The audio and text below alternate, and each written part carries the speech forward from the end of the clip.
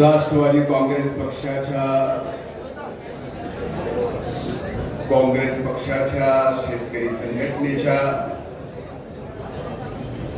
आज कांदा उत्पादक शेतकऱ्यांच्या या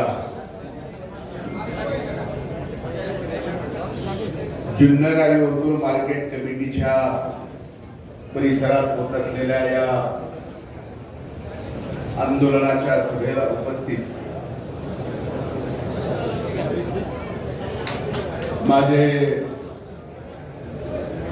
जीवलग मित्र, माझ्या विधिमंडळातील सहकारी, या भागाचे लोकप्रिय आमदार माननीय अतुल शेठ बेनके,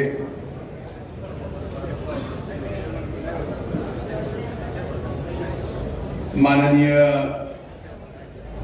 सत्यशीलजी शेरकर, आपल्या कृषी उत्पन्न बाजार समितीचे सभापती माननीय संजयजी काळे, शेतकऱ्यांचे नेते माननीय तानाजी शेठ बेनके, लक्ष्मणरावजी शिंदे, अशोकजी घोलप,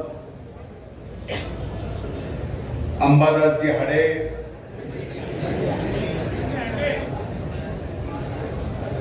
तुम्हाला बघत होतो मी बरोबर म्हणतोय,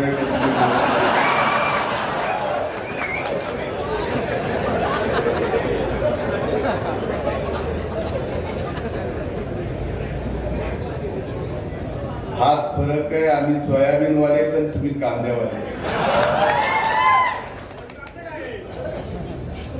आता आला सोयाबीनवर तुम्ही. व्यासपीठावर उपस्थित सर्व मान्यवरांची नावं घेणं शक्य आहे, पण आपला प्रश्न कांद्याचा मोठा वाटा झाला. एखाद्याचं व्यासपीठावरचं नाव विसरलं तर आणखीन जास्त वांदा होऊ नये म्हणून व्यासपीठावरील सर्व मान्यवर नेते आणि आजच्या या आंदोलनात जुन्नर तालुक्यातील इथं उपस्थित माझ्या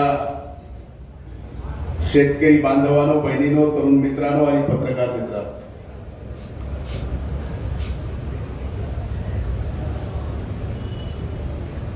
ज्या मातीत युगपुरुष छत्रपती शिवाजी महाराज जन्माला आले, सर्वप्रथम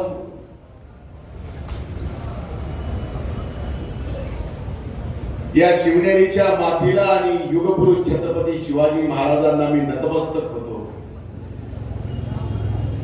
आणि या मातीतल्या इथं उपस्थित माझ्या शेतकरी बांधवांनाही मानाचा मुद्रा घालतो.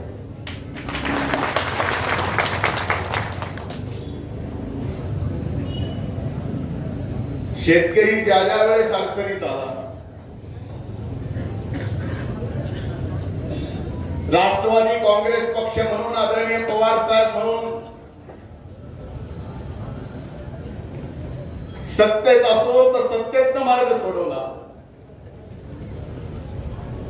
आणि ज्या वेळेस सत्तेत नाही पण आमचा शेतकरी अडचणीत आला, त्यावेळेस शेतकऱ्याच्या खांद्याला खांदा लावून आंदोलन करणं, ते संघर्ष आपल्या खांदी घेणं, हे राष्ट्रवादी काँग्रेस पक्षाचा शेतकऱ्याच्या प्रति धर्म आहे. तो धर्म आम्ही कधीही विसरणार नाही.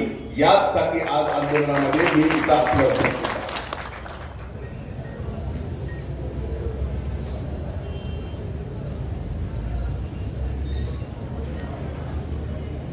अतुल शेठचं भाषण झालं.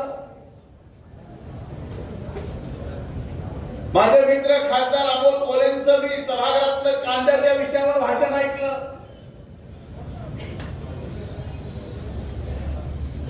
तुम्ही किती नशिबाने बघा, तुमचे खासदार ज्यांचं नाव अमोल आहे, त्याचा अर्थ त्याचा मोल होऊ शकत नाही. तुमचे आमदार ज्यांचं नाव अतुल आहे, ज्याची कुणाशी तुलना होऊ शकत नाही. आणि हे अमोल आणि अतुल हे दोघं असताना सुद्धा केंद्रात आणि राज्यात आपलं सरकार नाही म्हणून आपल्या कांद्याला मोल मिळत नाही म्हणून आपण सगळेजण आज एकत्रित आलो. आपल्या भाषणामध्ये अतुल शेट्टी सांगितलं की आम्ही केंद्रीय कृषी मंत्र्यांना भेटलो. खासदार अमोलजी कोल्हेंनी प्रश्न मांडला, माझी ओळख करून दिली. केंद्रीय कृषी मंत्री विचारत होते, त्यांचा सचिव उत्तर देत होता आणि उत्तर देत असताना मग केंद्रीय कृषी मंत्र्याने सांगितलं की आप ऐसा करो कि राज्य के मुख्यमंत्री को बोलो कि हमें महाराष्ट्र की तरफ से निर्यात कम करने का प्रस्ताव भेजो. कदाचित केंद्रीय मंत्र्यांना हा प्रश्न पडला असेल की राज्यामध्ये सत्तांतर झालंय आणि ज्यांनी मुख्यमंत्री म्हणून जबाबदारी घेतली आहे ते स्वतः सांगते त्यांच्या सोबत जे 40 आले ते सुद्धा मुख्यमंत्रीच.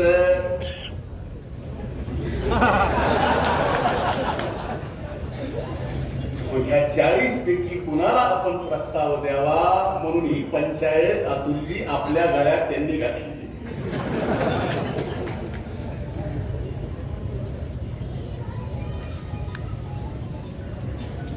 खरं तर या जगाच्या पाठीवर शेतकऱ्यासारखी मोठ्या मनाची कुठली जात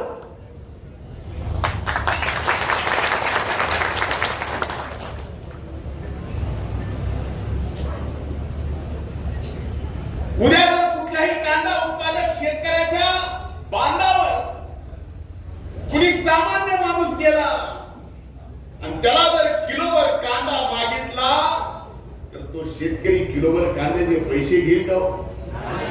तुम्ही घ्याल का? पंपावर जा बरं.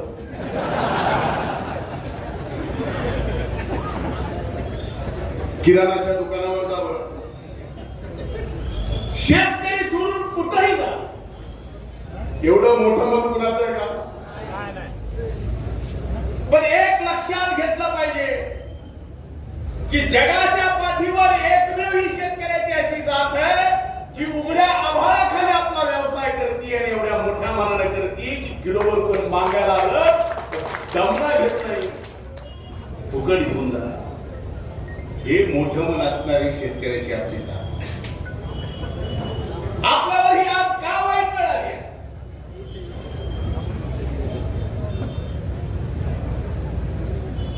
आमदार साहेबांनी सांगितलं म्हणजे पहिलं कांदा उत्पादक शेतकऱ्यांची परिस्थिती अशी होती की शेतात कांदा म्हणलं की सोयरीक लगेच व्हायची. सोयरीक म्हणजे मराठवाड्याचा शब्द लगेच.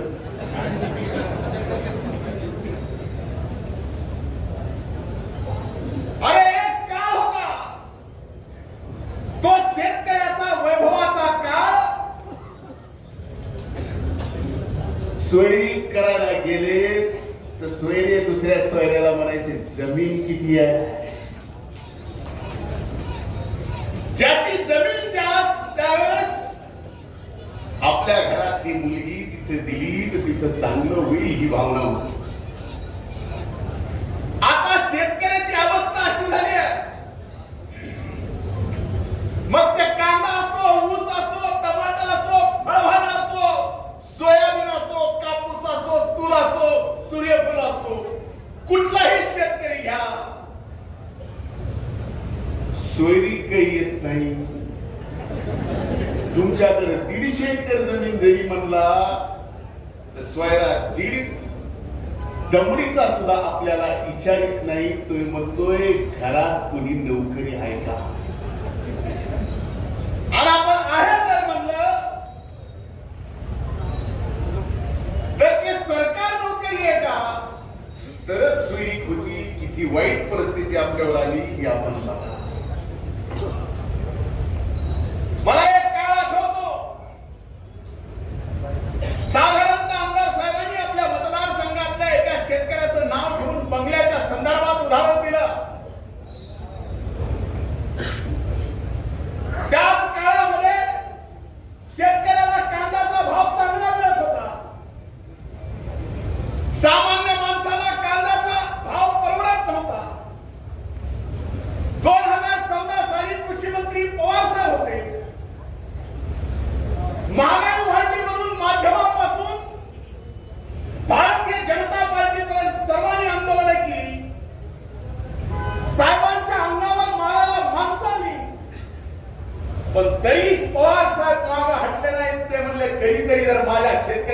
कांद्याला भाव चांगला मिळत असेल आणि बाजारात जर सामान्य माणसाला कुणाला परवडत नसेल तर एखादा महिना कुणी कांदा नाही खाल्ला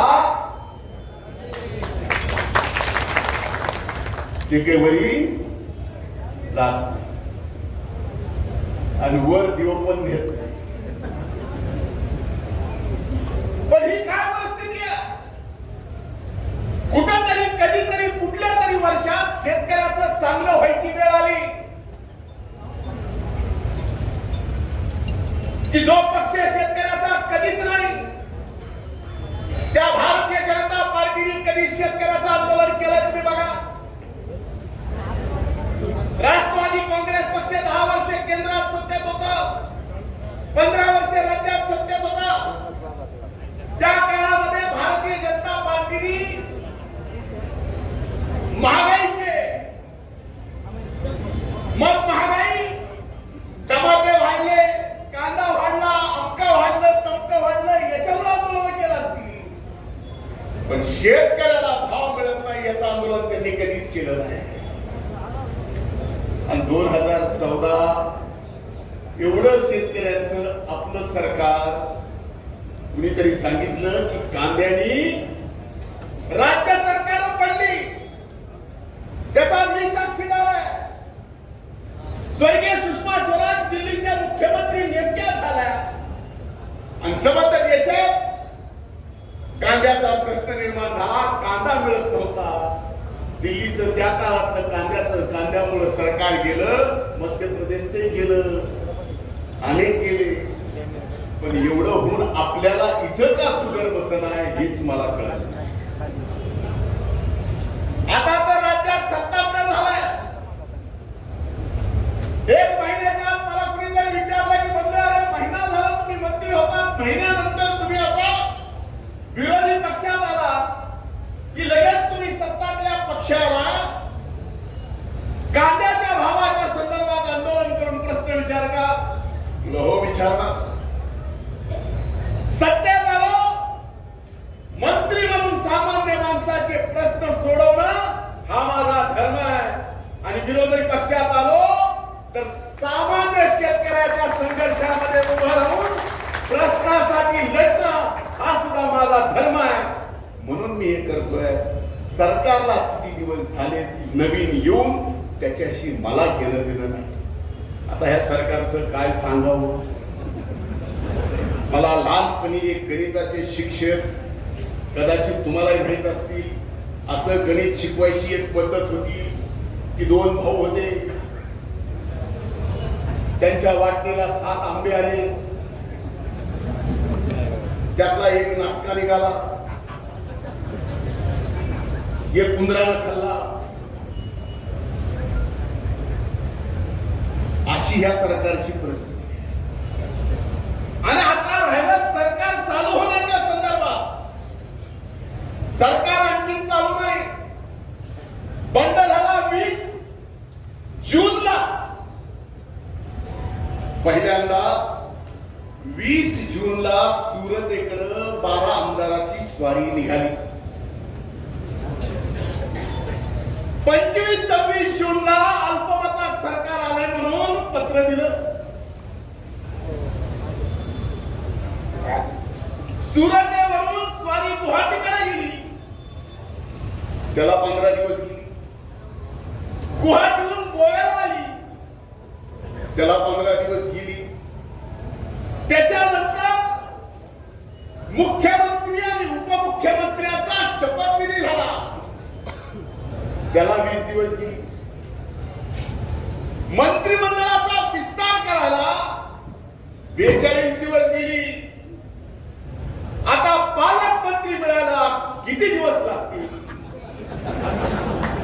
आणि पालकमंत्री मिळाल्यावर या राज्यात या नवीन आलेल्या सरकारकडून तुमचे माझे प्रश्न मार्गी लागायला किती दिवस लागतील? ह्याचं गणिताचं उत्तर शून्याचा शोध ज्यांनी लावला त्याला सुद्धा काढता येणार नाही.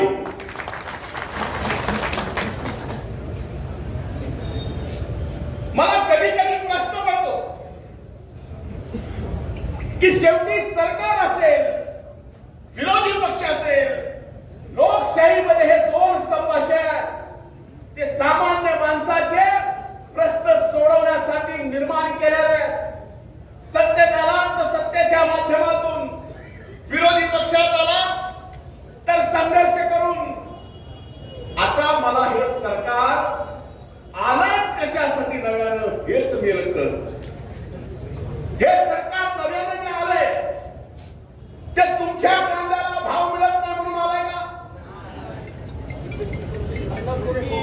सोयाबीनला भाव मिळत नाही म्हणून आलाय का? ऊस अतिरिक्त झाला भाव मिळत नाही म्हणून आलाय का? महागाईला वाढली, सिलेंडर 1200 रुपये गेले म्हणून आलाय का?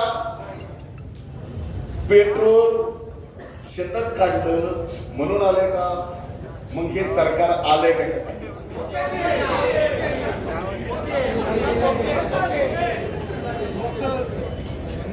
आता मी काय म्हणलो नाही,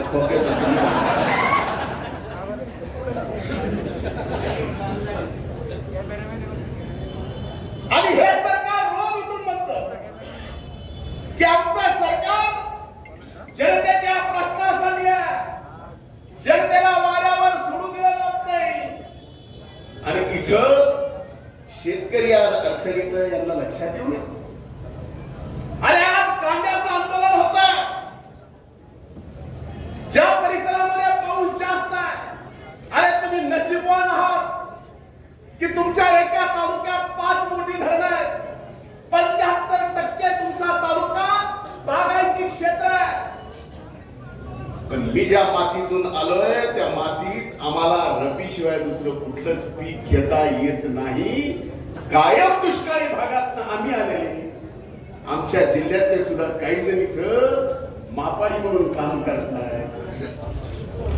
करायला किती जण तुम्ही का बरं इथं आला? तिथं दुष्काळ आहे म्हणून नाही पोट भरायला आला का? आमचं पोट तुमच्यावर आहे.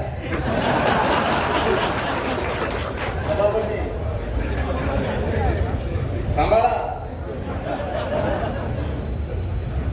आम्ही काय चालू पोट भरायला? आमच्या इकडं पाणी नाही, आमच्या इकडं दुष्काळ आहे. लय झाला पाऊस चांगला पडला तर एक पीक येतं नाही तर एक पीक येत नाही. पण तुम्ही नशिबान आहात.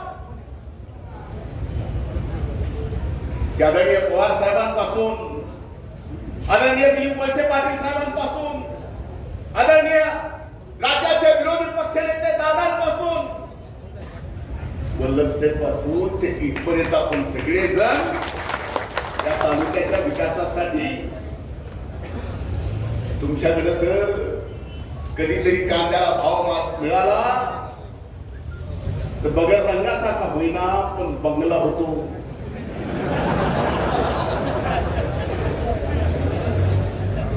बगर डिझेलच्या का होईना पण 15 स्कॉर्पिओ गावात येतात.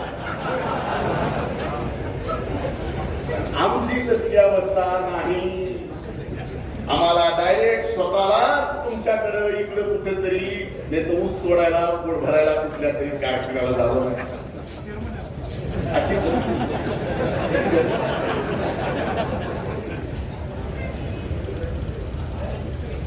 पण एक सांग, अरे काय वेळ यावी या शेतकऱ्यांवर? या 2014ला या शेतकऱ्यालाच वाटलं, या देशातल्या शेतकऱ्याच्या जातीला वाटलं 10 वर्ष केंद्रातलं मनमोहन सिंग साहेबांचं सरकार बदलावं, भाजपचं आणावं, मोदींना प्रधानमंत्री करावं. मोदींना प्रधानमंत्री केलं. आपल्याला काय मिळालं?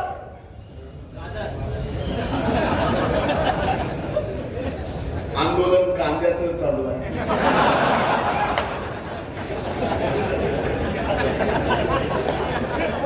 गाजर उगच मध्ये आणू नका आणि गाजर आणलंच त्याचा हलवा करायला लावू नका.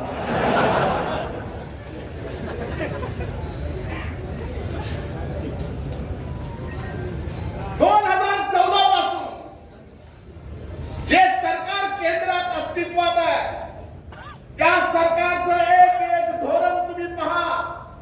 प्रत्येक धोरणामध्ये हे भारतीय साहेबांचं धोरण एकच आहे की या देशातली समूळ शेतकऱ्याची जात ही नष्ट झाली पाहिजे. टाळ्या वाजवणार. इथं तर मेळ बिघडलाय शेतकरी.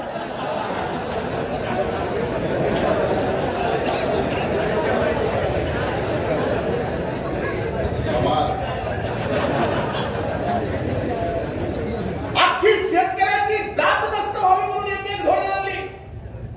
एक नाही, दोन नाही, 3 कायदे या देशाच्या शेतकऱ्यांच्या विरोधात याच देशाच्या सार्वभौम सभागृहामध्ये बहुमताच्या जोरावर मोदींनी कायदे केले. अरे पण हीच शेतकऱ्याची जात महाराष्ट्रातली नसेल, पण पंजाबमधली असेल, हरियाणातली असेल.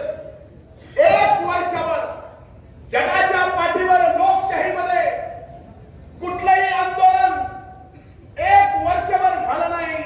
ते आंदोलन पंजाब हरियाणाच्या या शेतकऱ्याच्या जातीनं मोदींच्या विरोधात करून दाखवलं. आणि मोदी कुणासमोरच वागणार नाही हे जे जगासमोर सांगतात त्या मोदींना या शेतकऱ्याच्या जातीसमोर वाकावं लागलं. हे आपल्यासमोर झालं. एक वर्षभर आंदोलन करून त्यांनी मोदी साहेबाला वाकून कायदे मागे घ्यायला लावले. तर आपण कांद्याला भाव मिळावा म्हणून इथल्या सरकारला किती दिवसात वापरू? फिरू द्या, गणपती आहेत, नवीन आहे. नव्यानं लग्न झाल्यानंतर एक खालीबुट टाईम असतो. आज सगळं बोलायचं नसतं. सरकार आल्या गणपती आले, गणपतीत सगळे फिरायला लागले, चांगली गोष्ट आहे.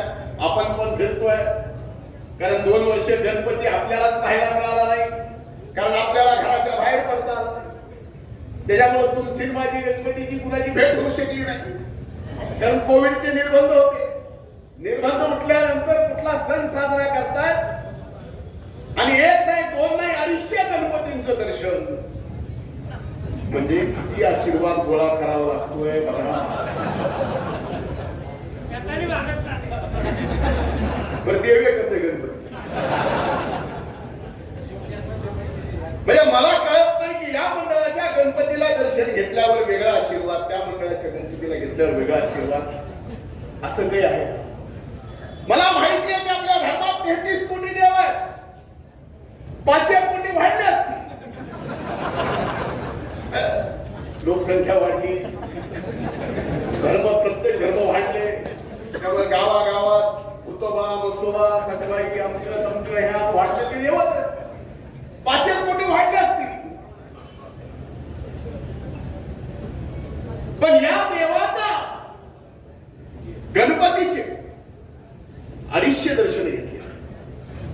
म्हणजे आणखीन हे सरकार काही दिवस असंच राहिलं आणि त्यांना फक्त जनतेचा आशीर्वाद नकोय, देवाचाच आशीर्वाद असा पाहिजे असेल तर इथं मात्र हे सरकार उद्या 4 धाम करायला सुद्धा जाईल, कमी पडणार नाही.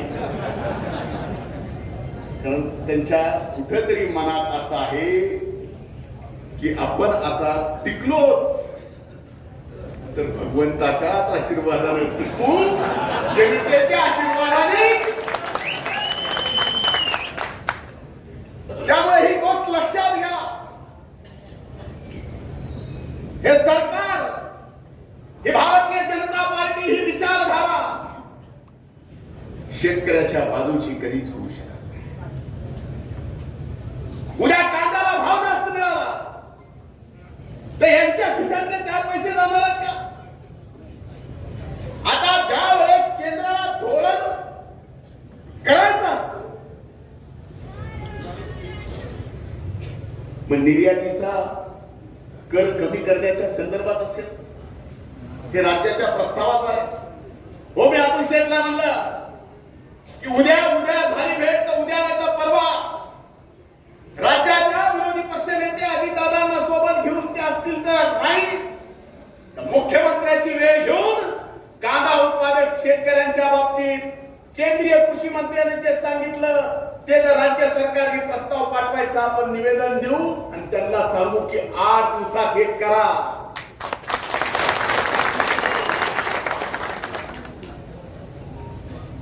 नाही तर बाळासाहेब ठाकरेंचा आशीर्वाद माझ्या मागं का त्याच्या मागं हे बघण्याच्या अगोदर जनतेचा आशीर्वाद तुमच्या मागून निघून जाईल हे सुद्धा सांगायला आम्ही तुमच्यासाठी कमी पडणार नाही हे सांगायला आज मी इथं आलो. आणि मी भाग्यवान आहे. मला अतुल शेट्टी एक फोन केला की म्हणजे शेतकऱ्याचं आंदोलन आहे. मी शेतकऱ्याचा पोरगा, मी शेती करतोय. शेतकऱ्याच्या अडचणी काय आहेत हे मला माहिती आहे. शेतकऱ्याचं आंदोलन मग शेतकरी कुठला हे माझ्यासाठी महत्वाचं आहे. आणि तेही आंदोलन कुठे आहे तर अशा मातीत ज्या मातीत युगपुरुष छत्रपती शिवाजी महाराज जन्माला आले, ज्यांनी वयाच्या 16व्या वर्षी राजेश्वरावरती रक्ताचा अभिषेक करून स्वराज्य उभं करण्याचा शपथ घेतली, स्वराज्य उभं केलं आणि आपल्या स्वराज्यामध्ये सांगितलं सैनिकांना शेतकऱ्याच्या भाजीच्या देठाला जरी हात लागला तर हात कलम केला जाईल. ज्या युगपुरुषाला जन्म दिला त्या मातीतल्या माणसाने जर मला आवाज दिला असेल आंदोलनाला तर मी इथं नतमस्तक करणार. त्या छत्रपती शिवाजी महाराजांनी स्वराज्याच्या काळात आपल्या रयतेच्या पोटी, शेतकऱ्याच्या पोटी सैनिकाला जो आदेश दिला त्याचं भान शेतकरी म्हणून आपण ठेवणार आहात की नाही हा खरा प्रश्न आहे. हे आंदोलन फक्त आंदोलनापुरतं नसावं, हे आंदोलन निर्णायक असायला पाहिजे. रोज उठून कांद्याचा भाव या वर्षी चांगला पुढच्या वर्षी वाईट अशी भानगड आमच्या कांदा उत्पादक, कुठल्याही कांदा उत्पादक असेल, सोयाबीन असेल, कापूस असेल, या शेतकऱ्याला अडचण आली नाही पाहिजे. या वर्षी चांगलं आपल्या शेतकऱ्याचं मटक्यासारखंच असेल. लॉटरीच लागला म्हणजे एखाद्या वर्षी भाव मिळाला नाही मिळाला गेलं. आज तुम्हाला सांगतो महाराष्ट्रात सभापतींनी मार्केट कमिटीला म्हणले की नव्या आलेल्या सरकारने सुद्धा शेतकऱ्याला अनुदान जाहीर केलं. आभार. एवढं म्हणायला सुद्धा मोठं म्हणलं नवीन आलेलं सरकार. ही खऱ्या लोकशाहीची गंमत आहे. पण मला एक कळत नाही, विदर्भातला शेतकरी अतिवृष्टी आणि पुरामुळेच गेला. शेतकऱ्याच्या जमिनी राहिल्या नाही. विदर्भातल्या शेतकऱ्याची परिस्थिती अशी आहे, अतिवृष्टी अशी आली,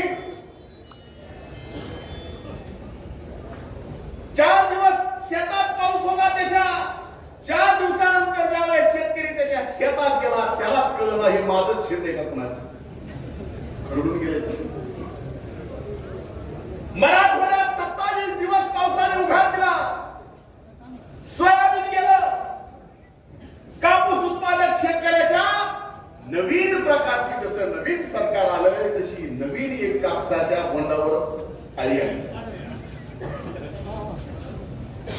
नवीनच आहे. म्हणजे शेतकरी या महाराष्ट्रातला कुठला सुखी नाही. ऊसावाल्यांना वाटतंय पाऊस आला तरी जास्त, कमी झाला तरी थोडंफार झालं. वाईट चेअरमन साहेब आल्या, चेअरमन साहेबांना भाव किती देणार. पण एक गोष्ट शेवटी शेतकरी ऊसाचा असो, कांद्याचा असो, सोयाबीनचा असो, धानाचा असो, फळबागाचा असो, भाजीपाल्याचा असो, आज कुठलाही शेतकरी सुखी नाही. शेतकऱ्याला सुखी करायचं असेल तर आपल्या सर्वांना एकत्रित राहून या लोकशाहीमध्ये सरकार कुणाचंही असो. अरे पंजाब आणि हरियाणाच्या सरकारने शेतकऱ्यांनी दाखवून दिलं की मोदीच्या सरकारलाही आपण वापरू शकतो. तर तुम्ही आम्ही सुद्धा या महाराष्ट्रात आलेल्या नवीन सरकारला हे दाखवून द्यावं लागेल आणि आपल्या कांद्याच्या भावासाठी त्यांना सुद्धा वापरावं लागेल. त्याच्यासाठी एक कुणी काय बोललं काय नाही बोललं, आमच्या काळात काय झालं काय नाही झालं सांगितलं की मागच्या वर्षी निर्यात बंदीच्या संदर्भात आम्ही सरकारमध्ये असताना माननीय उद्धव साहेब मुख्यमंत्री, दादा उपमुख्यमंत्री असताना निर्यात बंदीच्या संबंधित प्रस्ताव पटाला मान्य केला. शेतकऱ्यांना 4-5 रुपयाचा तरी कांदा बसला. तुमचं अवघडच. आम्हाला गणित सोयाबीनचं माहित होतं, आम्हाला गणित कापसाचं माहित होतं, आम्हाला गणित रबी मध्ये हरभऱ्याचं माहित होतं, पण कांद्याचं गणित कधी आम्हाला समजलं नाही.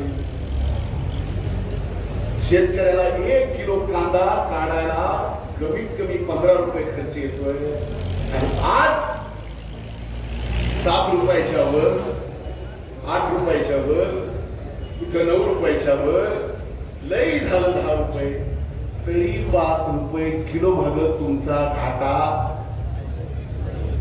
आहे ना का नाही?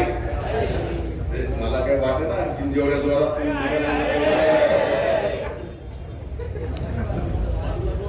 म्हणजे 5 रुपये किलो भागा घाटा असताना तुमचा आवाज एवढा लहान आहे. आवाज संपणे म्हणून आवाज वाढवायला मी आलो. आणि आमच्या श्वासात श्वास असेपर्यंत, आमच्या शरीरात रक्त असेपर्यंत, आमच्या हृदयाचा ठोका चालेपर्यंत एक राष्ट्रवादी काँग्रेस पक्षाचा कार्यकर्ता म्हणून आज शब्द द्यायला आलोय. तुमचा आवाज जरी कमी झाला असला, आज आम्ही सत्तेच्या बाहेर जरी आलो असलो, तर शेतकऱ्याचा आवाज बुलंद करण्यासाठी आणि शेतकऱ्याचे प्रश्न मार्गी लावण्यासाठी पवार साहेबांनी आम्हाला ही प्रेरणा, ही ताकद दिली. त्याच्यामुळं खचायचं नाही, आवाज कमी होऊ द्यायचा नाही, कुणाच्या बाला मी घ्यायचं नाही.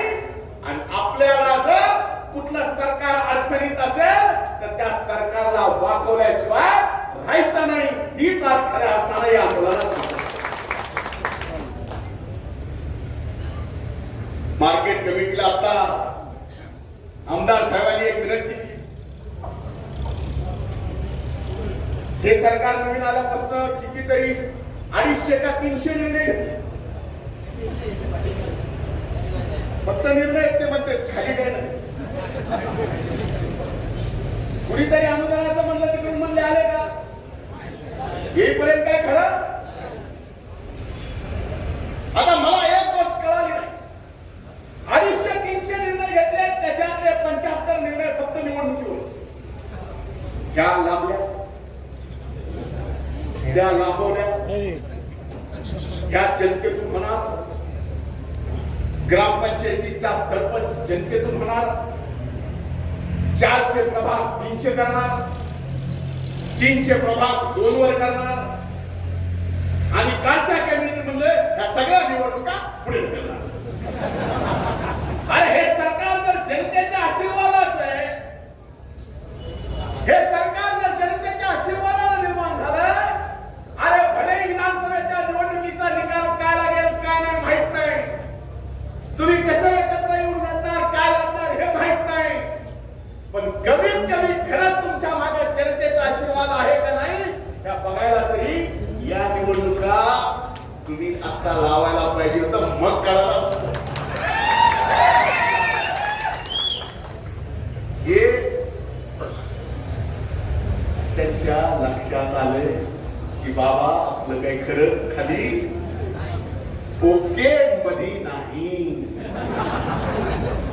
त्याच्यामुळे लांबलेलं बरं.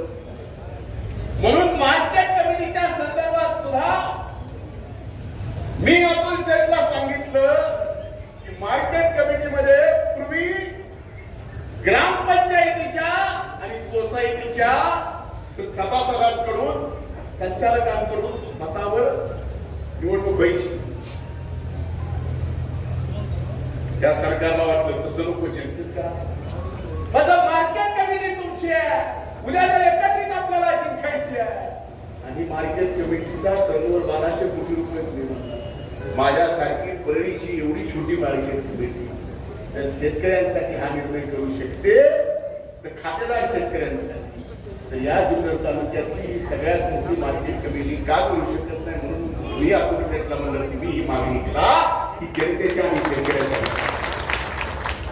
म्हणून कितीही संकट आली, निसर्ग जरी कोपला, सरकार जरी कोपलं, तरी शेतकऱ्याच्या जातीला कायम मदतीला राष्ट्रवादी काँग्रेस पक्ष आम्ही सगळेजण या ठिकाणी खांद्याला खांदा लावून संघर्ष करायला तयार आहोत. संघर्षाची सुरुवात आता झाली आहे हे सांगायला आलोय.